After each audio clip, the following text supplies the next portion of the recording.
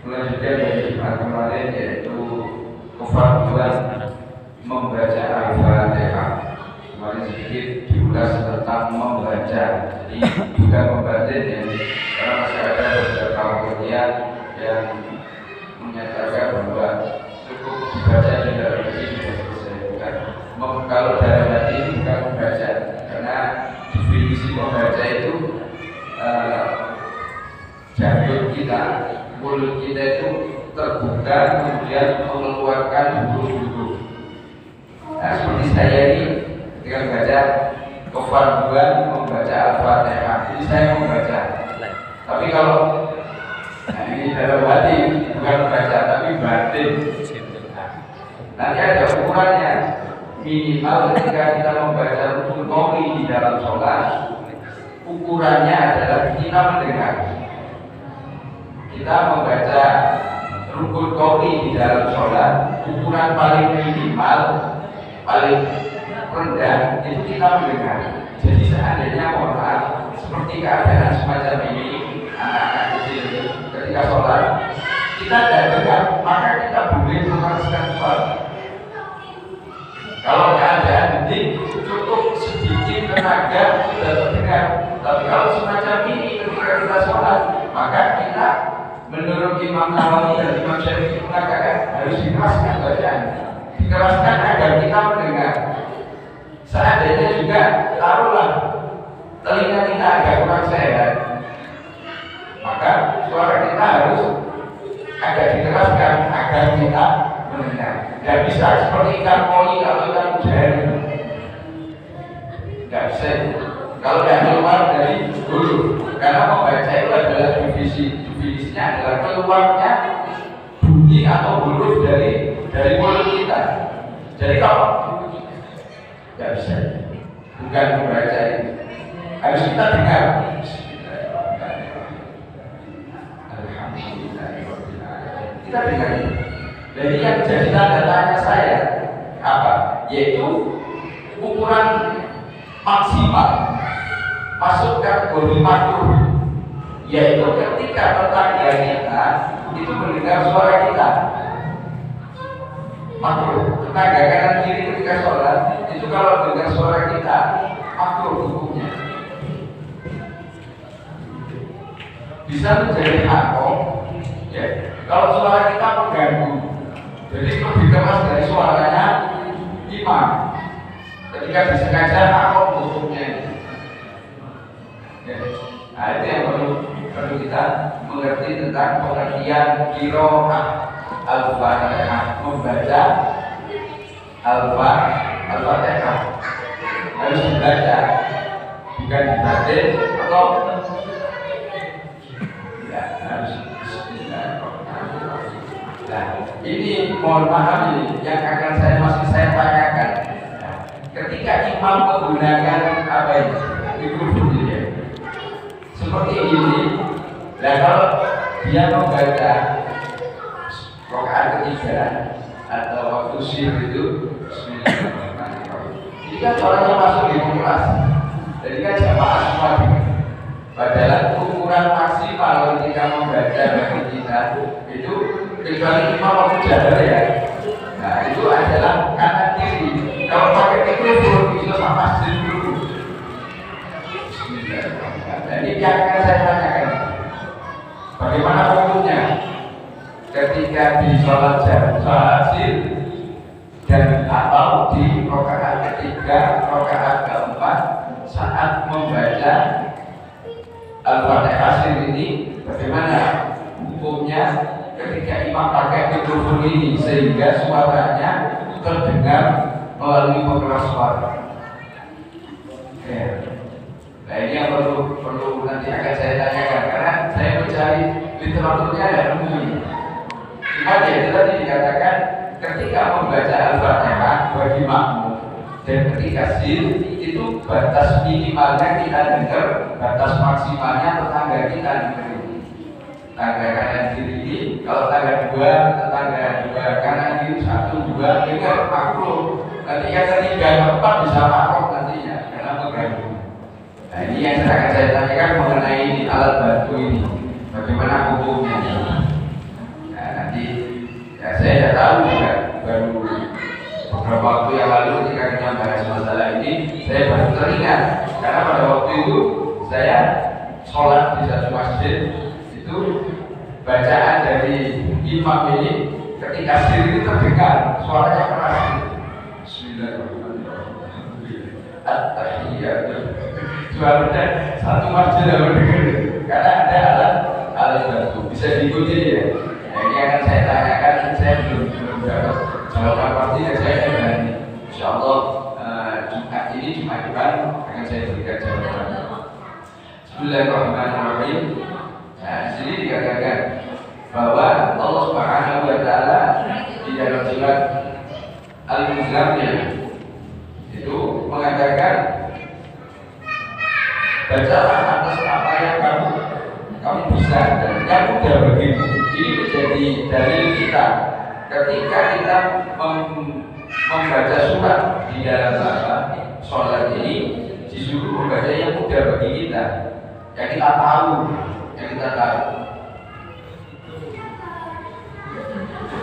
Allah juga mengatakan bahwa Al-Fatihah ini adalah sabahan minal mazani wal Qur'anil azim.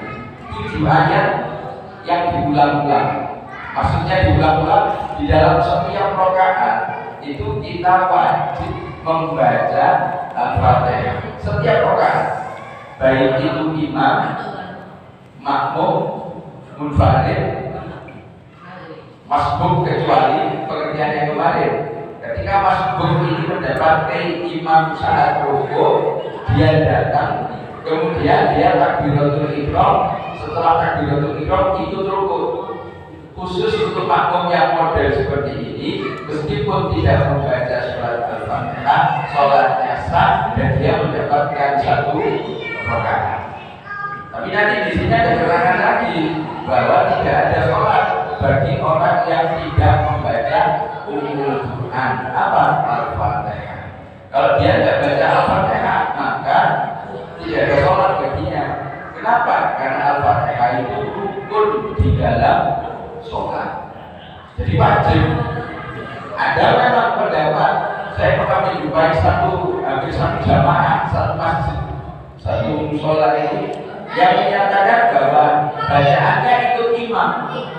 Jadi bacaannya ini ditanggung oleh imam. Jadi kalau seperti ini kita tidak boleh ikut. Ini dalilnya adalah ikut itu siapa? Imam Abu Hanifah. Imam Abu Hanifah itu menyatakan kalau sudah bahasanya pasrahkan, menyerahkan, memilih seseorang untuk menjadi pemimpin, maka dia yang bertanggung jawab. Ini dikiaskan seperti itu, tapi kita tidak boleh ikut. Kali dengan berbahagia Imam Abu Hanifah yang membawa agak berbeda memang. Termasuk masalah zakat itu, Imam Abu Hanifah boleh zakat menggunakan uang, boleh. Zakat fitrah yang saya maksud. Tapi zakat fitrahnya Imam Abu Hanifah ukurannya yang dituangkan ini bukan seukuran beras, tapi seukuran gandum.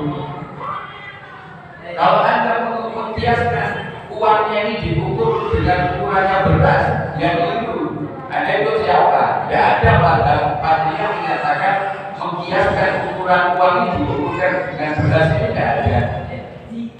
Kalau Imam Abu Hanifah memang boleh zakat fitrah dengan uang, tapi ukurannya pakai senilai gandum. Padahal gandum itu kalau nggak salah 1 kilonya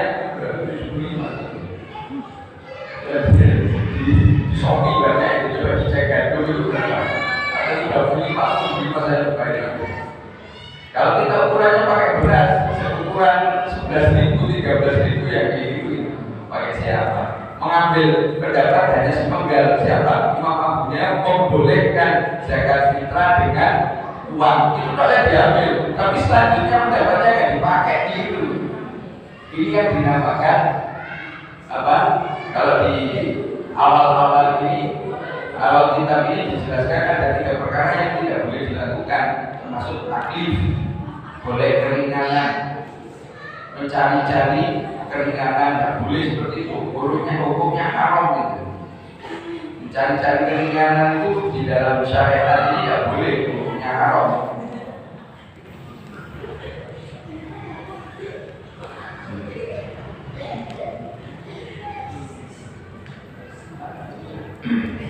Selanjutnya di sini dikatakan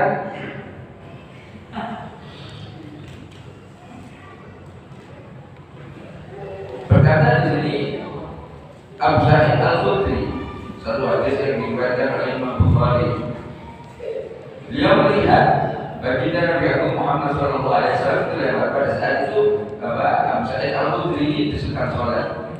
Kemudian yang mulia ini baginda Nabi Agung Muhammad SAW memanggil Abu Sa'id Al-Khudri. Abu Sa'id Al-Khudri dengar, tapi dia tetap melanjutkan sholat.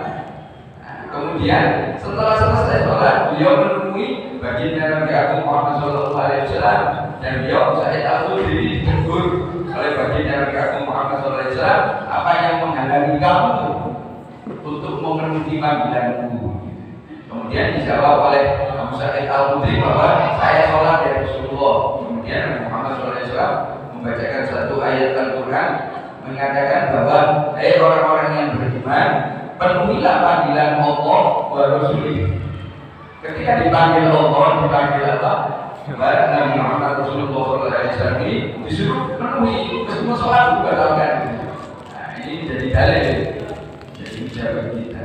Nah, kemudian baginda Nabi Agung Muhammad SAW mengatakan, maukah kamu aku beritahu suatu perkara yang agung di dalam Al-Quran sebelum aku meninggalkan masjid ini? Ya, dijawab tentu. Kemudian Nabi Muhammad SAW sibuk dengan apa? Sahabat-sahabat yang lain.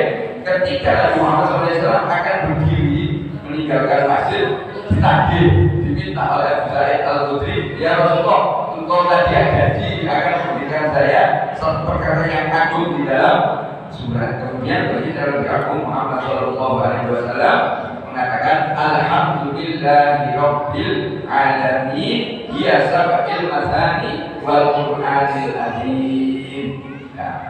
Alhamdulillahi rabbil alamin yang dimaksud adalah Al-Fatihah. Al-Fatihah ini 7 ayat yang diulang-ulang di dalam Al-Quran yang agung. Saya pernah mendengar beliau pribadi menceritakan bahwa Al-Quran itu kalau diringkas ada di dalam surat Al-Fatihah. Al-Fatihah kalau diringkas ada pada kalimat Bismillahirrahmanirrahim. Kemudian kalau Bismillahirrahmanirrahim diringkas lagi ada di dalam huruf ba. Dan ba ketika diringkas ada di titiknya. Pada waktu itu saya tanya sama beliau, maksudnya bagaimana? Nah, kalimat tauhid, pengesahan kepada Allah Subhanahu wa Ta'ala. La ilaha illallah. Titik dari karena semua para anbiya dari Nabi Adam alaihissalam sampai penutup para anbiya bagi Nabi Agung Muhammad SAW mengajarkan kalimat tauhid, mengajarkan ketauhidan. Puncak ini sudah. Makanya kemarin pada saat makan Maulid saya menyatakan kepada para panitia ini, jangan sampai apalagi musim hujan ini Anda mau mengadakan acara baca Maulid bercerita tentang Nabi Muhammad SAW, terus Anda kemudian rukun, berenang, berkabudan. Itu guyonan saya ini, guyonan saya sama para panitia. Kanjeng Nabi paling begitu, kalau dia percaya aku itu ini tauhid malah awakmu mangga perintahku.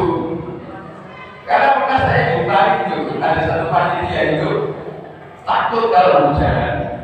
Karena pendapatnya kalau hujan jatuh airnya datang sedikit. Nah, tapi dia ini salah besar. Akhirnya dia apa? Mudah dukun ini kemudian diberikan saran apa? Satu disuruhkan balik gitu. Posisinya seperti ini, terus suruh lempar ke atas gudeg apa gitu.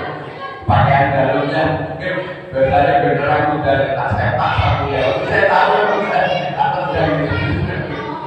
Enggak, kalau ingin nggak hujan ya minta sama Allah. Karena yang menentukan adalah Allah Subhanahu wa Ta'ala. Yang terpenting lagi, hujan itu adalah rahmat. Kemudian orang yang duduk di majelis khair, orang yang duduk di majelis kebaikan, baik itu majelis zikir, majelis sholawat, majelis ilmu, majelis maulid, itu adalah orang-orang pilihan, orang yang sudah ditakdir oleh Allah untuk bisa duduk di majelis. Apapun yang terjadi saat dunia, kalau katanya seluruh dunia menghalangi dia untuk duduk di majelis, tidak akan bisa. Begitu juga sebaliknya, orang yang tidak ditakdir, meskipun telinganya dengar ada majelis, dia tidak akan datang. Kenapa? Karena tidak ditakdir oleh Allah. Satu dunia nyuruh untuk dia hadir, tidak akan bisa. Macam-macam alasannya. Itu bukan alasan, karena dia tidak ditakdir. Makanya hati-hati, betul hati-hati. Seandainya kita tidak bisa duduk di majelis semacam ini, ya sudah, dalam artian ya sudah minta maaf, dalam artian apa? Istri banyak istighfar. Kenapa? Ya mungkin kita banyak kesalahan sehingga kita tidak ditakdir oleh Allah Subhanahu wa Ta'ala. Itu, tapi mohon maaf ya, ketika Anda mendengar penjelasan saya seperti ini, Anda tidak boleh ketika seseorang tidak duduk di majelis, Anda mengatakan, oh, gue tidak ditakdir di muka. Jangan. Nanti dia tersinggung, bingung kita. Ya cukup untuk pribadi kita sudah. Jangan sampai kita menyakiti perasaan orang lain. Ini yang sering karena salah kaprah semacam ini. Sering terjadi salah kaprah semacam ini. Maksud kita baik, tapi caranya salah, ya tetap salah. Contoh pernah lihat filmnya Robin Hood. Robin Hood punya tujuan baik, ingin memberi uang ini membiarkan kepada orang-orang miskin, tapi caranya salah, merampok. Tidak bisa dibenarkan itu. Tidak bisa dibenarkan. Ini maaf ya, semoga orang tua kita yang saat ini masih hidup di bagian hatinya, di bagian jasmaninya, yang sudah tinggal kesalahan-kesalahannya, berikan waktu kepada Allah Subhanahu wa Ta'ala, maksudnya taruhlah ada orang tua kita sakit, saat ini tidak punya, terus akhirnya jalan pintas nyuri untuk membiayai pengobatan orang tua. Ya maksudnya baik, tapi caranya ini yang tidak benar, tidak bisa ini diterima itu, tidak bisa. Insya Allah pasti banyak cara, pasti banyak cara. Salah satunya ya kita minta sama Allah.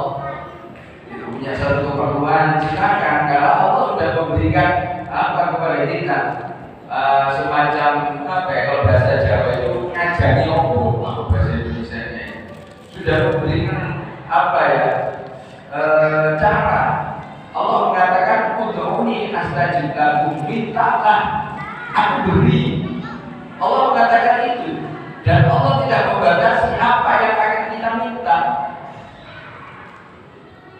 Kalau dikatakan ud'uni permintaan, doa, apapun yang kita minta, dan perlu juga kita paham, doa yang kita mengajarkan itu merupakan ibadah. Jadi jangan pas butuh kalau kita minta sama Allah setiap saat. Apa? Ya apa yang akan ada kita terserah. Kalau bahasa kita setiap selesai sholat kan ada banyak yang dipermintaan. Silakan Anda minta apa? Mau uang, mau pangkat, mau istri, mau suami, mau mobil, mau silakan apa? Semua keperluan kita boleh kita mintakan kepada Allah Subhanahu wa Ta'ala. Apa nggak punya uang? Meskipun nggak punya uang, nggak pegang uang, bagaimana ya? Repot, minta Pak Budi, yo dikei, kalau nggak diri repot. Ya, minta sama Allah. Apa diberi? Nah ini mindset kita yang harus dirubah. Karena Allah sudah memberitahu kita kok untuk uni astajib lagu, mintalah tak ijabah, tak kabul, tak beri siapa? Allah Subhanahu wa Ta'ala. Mungkin orang pemahamannya doa itu hanya untuk kepentingan tertentu. Salah besar sebenarnya. Itu melatih kita menjadikan diri kita ini betul-betul menghadap hanya kepada Allah, bukan kepada manusia. Manusia ini cuma perantara saja. Tetap yang menentukan adalah Allah Subhanahu wa Ta'ala. Kadang kita salah mengartikan. Contoh kita sakit, taruhlah sakit kepala, kemudian minum obatan. Anda minum, kemudian Anda sembuh. Jangan Anda mengatakan, saya ulangi lagi, jangan Anda mengatakan Anda sembuh karena obat A. Itu yang menyembuhkan Allah wasilahnya adalah obat ini tadi. Yang menyembuhkan Allah wasilahnya adalah dokter. Dokter ini hebat coslon gimana? Karena Allah yang memberikan penyakit, Allah yang menyembuhkan. Makanya air semacam ini menjadikan perantara atau wasilah kita.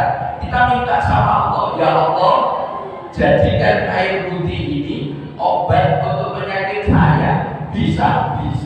Kok Anda sama obatnya nggak tahu isinya, percaya kok minum ini. Anda tahu isinya? Baik nggak minum tujuannya? Nggak tahu kan? Anda percaya? Kalau semacam ini ada kok mengatakan sirik, ya ini besar. Mau kita minta sama Allah, ya Allah, jadikan air ini obat bagi saya. Apa Allah tidak kuasa? Sangat kuasa. Anda makan apapun, ya Allah, jadikan makanan ini obat untuk saya. Atau kalau ragu-ragu, misalnya ya, seorang kolesterol disuguhi gulai. Saya tidak makan gulai soalnya kolesterol. Kalau Anda dekat saya, tidak dikasihkan saya makan itu. Jadi nggak mau ya. Apa nih? Dikasih gulai tidak tahu. Tinggal bilang sama Allah, ya Allah, saya kolesterol, tapi dikasih gulai. Saya ingin jauhkan yang tidak baik daripada tubuh saya. Bismillahirrahmanirrahim. Bisa jadi manfaat ini. Kita jangan salah di sini. Yang memang betul ketika itu saya sempat ngobrol sama istri saya. Istri saya pernah mendengarkan satu ceramah daripada Habib Taufik bin Abdul Qadir As-Segar. Memang beliau mengatakan ketika kamu sakit, kemudian ada bahan makanan yang menjadikan ini menjadi asbab sakitnya tambah parah. Seperti itu tadi, gulai itu tadi. Orang kena kolesterol makan gulai. Kalau batasnya wajar, insya Allah enggak. Nah kalau Anda makan gulai satu panci, sama aku ya udah salahnya gulai nih. Salahkan juga kalau satu panci dengan makan. Kalau satu keliling ya udah insya Allah. Asal dengan catatan ada satu proposal yang diajukan kepada Allah dengan kalimat, ya Allah, jauhkan hal yang buruk di dalam gulai ini untuk tubuh saya. Jauhkan hal yang buruk apa? Ya kita tidak tahu. Tidak tahu kita yang buruk daripada ini. Mau kita sudah mengajukan permintaan kok, Allah sendiri sudah mengatakan untuk ini astajib lakum, mintalah pasti akan aku beri. Pahami perkara-perkara semacam ini. Termasuk di sini kita diperintah untuk membaca Al-Fatihah. Itu kemanfaatannya bagi kita. Abu Sa'id Al-Khudri ketika diberitahu oleh Muhammad SAW, maukah aku beritahu yang agung di dalam Al-Quran sebelum aku pergi dari masjid itu? Ketika Muhammad akan pergi ditakbir langsung, ya Rasulullah, Anda tadi janji akan memberitahukan kepada saya perkara yang agung yang ada di dalam Al-Quran. Beliau mengatakan Alhamdulillahirabbil alamin. Ya, sabdil masani fil Qur'anil azim. Al-Fatihah ini 7 ayat yang diulang-ulang di dalam Al-Quran. Dan Al-Fatihah untuk tujuan apapun boleh. Kadang-kadang kalau doa minta ini itu Al-Fatihah, ya kan? Kalau misalnya itu diganti Al-Ikhlas, apa boleh? Boleh. Cuman Fatihah ini yang masyhur sudah diriwayatkan dari Nabi Muhammad SAW, satu perkara yang agung di dalam Al-Quran. Maka kalau Anda ingin punya hajat satu perkara, ya, permintaan selesai permintaan atau awal permintaan didahului dengan Fatihah, kemudian selesai permintaan ditutup dengan Fatihah. Boleh ya di sini. Nah, Sayyidina Abu Hurairah, ada Rasulullah Shallallahu Alaihi Wasallam. Sayyidina Abu Hurairah mengatakan bahwa Nabi Muhammad Shallallahu Alaihi Wasallam berkata, "Ummul Quran hiya sab'al masani wal Qur'anil Azim." Ummul Quran, induknya Al-Quran, dia adalah 7 ayat yang diulang-ulang di dalam Al-Quran. Apa? Yaitu Al-Fatihah. Jadi kita dikatakan kalau Al-Quran diringkas ada Fatihah. Jadi inti daripada Al-Quran ini ada pada Fatihah, sampai dikatakan di sini dikatakan Ummul Quran, ibunya, induknya dari Al-Quran, yaitu 7 ayat yang diulang-ulang. Ya, insyaallah juga depan ya belum tahu ini saya dari kesini atau tidak, karena satunya akan ada penutupan, nanti lihat keadaan aja insyaallah. Untuk Jumat berikutnya insyaallah kita lanjutkan perkara sifat sholat Nabi, masih membahas tentang kefakuran membaca Al-Quran. Bismillahirrahmanirrahim. Ada pertanyaan? Dan kalau tidak ada pertanyaan kita lanjutkan langsung ke qasidah. Ada yang disampaikan? Tidak ada. Bismillahirrahmanirrahim. Ya alimas sirri minna atatikis sidra anna wa abina wa buhanna wa kullana hisukunna ya alimal hal ilaika wajatu amal famdun alaina bil ikbal wa kullana wasrikil bal ya Rabbi ya Rabbal arbab abdu faqiruk alal bab atawaqad batal asbab mustadrikan badamama ya wasi'al judi judak al khair khairu ma'idak faqalladhi rama abdu adrik bi rahmati fil hal ya mujidal khalqi durra wa musi'al kulli birra as'aluka al sidra ala qaba'ih wal ahdan ya man yara sira qalbi hastitila auka hasabi farhubi abbi dhanbi wasri qusudi wal ahmad rabbi alaika timati kama ilaika istinadi sidqa wa aqsamirati ridauka daimul hal ya Rabbi inni as'alukal afwa anni wa lam yahib bika dhanni ya malikal mulki ya wa ashku ilaika wa abki min su'i dhulmi wa ihki wa su'i fi'li wa tarki wa sawatil kiri wal qal wa hubbi dunya damima min kulli khairin hakima fiha balaya muqima wa hasbuha abad bashwal ya wajhanak sirgawiyah anis sabir sawiyah adhatu rabbis alayya wa qadduha ya wal ma ya rabbika wa labatni wa bil amali sabatni wa bil hududi kabatni wa qayadatni bil akabat qatis سعدتك ربي على مداوة قلبي وحليم ذاتك ربي الحمد لله ومينجا يا ربي يا خير كافي أول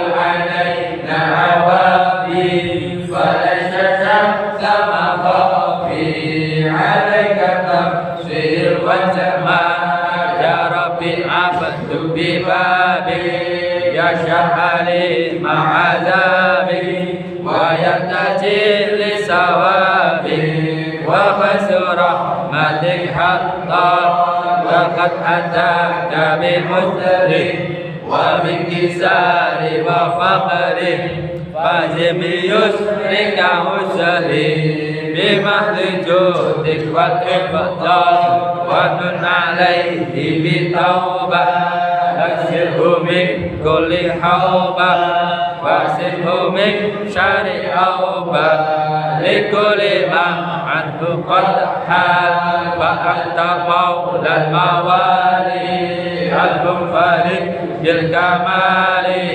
وبالعلا والتعالي على تعذر بالأمثال جدك وفضلك وبرك يرجى وبطش وقهرك يخشى وذكرك وشكرك لازم حمدك والإجلال يا ربي أنت نصيري فلقني كل خير واجعل جنانك مسيري واختم الإيمان الآجال وصلي في كل حالة على المسيء للضلالة من كلمته الخيالة محمد الهدي الدار والحمد لله شكرا على نعم منه تترى نحمد سرا وجهرا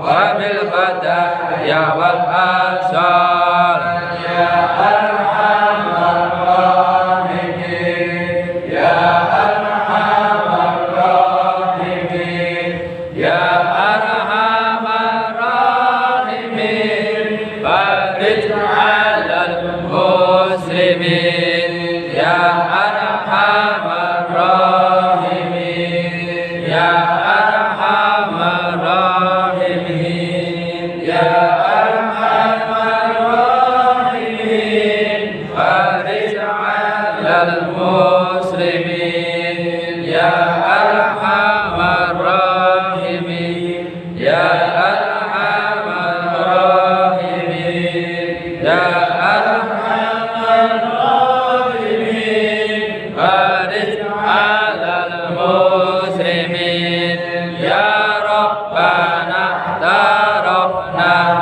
بأننا اعترفنا وأننا أسرفنا على لظى أشرفنا فاتب علينا التوبة تغسل لكل حوبة واستر لنا العورات وآمن الروعات واغفر لوالدينا ربي ومولودينا والأهل والإخوان وسائر الخلان وكل ذي محبة أو جيران أو شبه والمسلمين أجمع آمين ربي اسمع فضلا وجودا منا لا باكتساب منا بالمصطفى الرسول نهض بكل سول صلى وسلم ربي عليه عند الحق وآله وصحبه adada taksisubi walhamdulillahi fil bad'i wa tanahi. Subhanallahumma wa bihamdika asyhadu an la ilaha illa anta astaghfiruka wa atubu ilaik. Subhanallahumma wa bihamdika asyhadu an la ilaha illa anta astaghfiruka wa atubu ilaik. Subhanallahumma wa bihamdika asyhadu an la ilaha illa anta astaghfiruka wa atubu ilaik. Walhamdulillahi rabbil alamin. Mohon maafkan. Wassalamualaikum warahmatullahi wabarakatuh.